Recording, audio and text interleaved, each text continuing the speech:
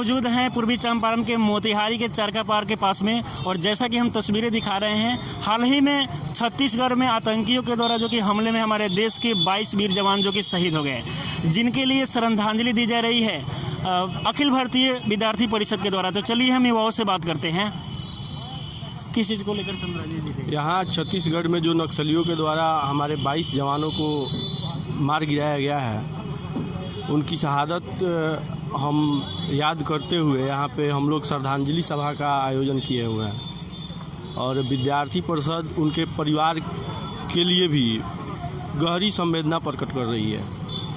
जैसा कि आप जानते हैं कि देश में नक्सल धीरे धीरे अपना पांव पसार रहा है।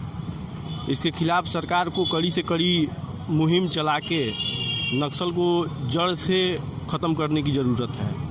सरकार से हम लोग इसका मांग करेंगे। हमारे देश के ही जो कि आतंकी भी है और देश के जवानों पर जो कि इतना मतलब हमला कर रहे हैं, लगातार हमारे देश के जवान जो कि शहीद हो रहे हैं, तो आपको क्या लगता है कि सरकार पर क्या करना चाहिए इसके लिए? सरकार को कोशिश करना चाहिए, या तो आतंकी संगठन जो है वो खुद सरेंडर करके मुख्य धारा से जुड़ जाए, और नहीं तो उन पे पूरा ठोस कार्रवाई हो और उनको पूरी तरह से नास्तानाबूद कर दिया जाए। आतंकी जो है, आतंकी एक विचार है। जैसे आतंक हमारे यहाँ पहले ये भी नक्सल प्रभावित क्षेत्र था, धीरे धीरे यहाँ पे ख़त्म हुआ, तो समाज को भी आतंक के विरोध में लड़ना चाहिए।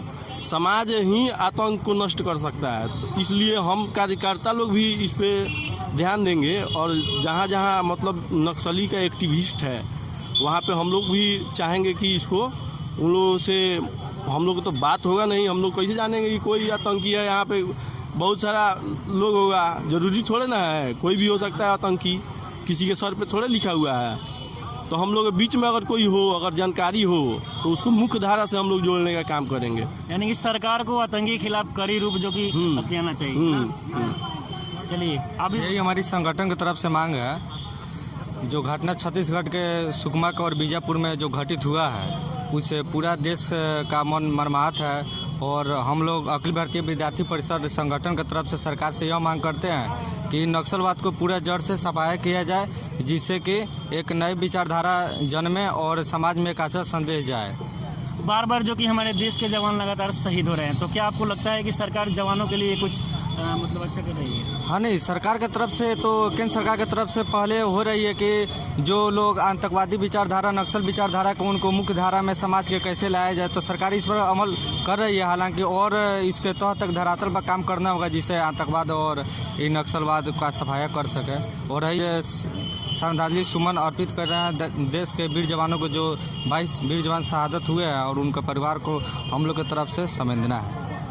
बीजापुर में जो है सैनिक पे हमला हुआ है, जो आतंकी हमला हुआ है, वो मतलब कि अपने भारत के ही, इंडिया के ही कुछ लोगों ने मिलके, कुछ मतलब आतंकी विचार के लोग ही मिलके इन पे बार बार हमला कर रहे हैं। अच्छा, अगर आप सरकार को इसके बारे में क्या संदेश देना चाहते हैं कि आतंकियों को किस तरह से कार्रवाई किया जाए?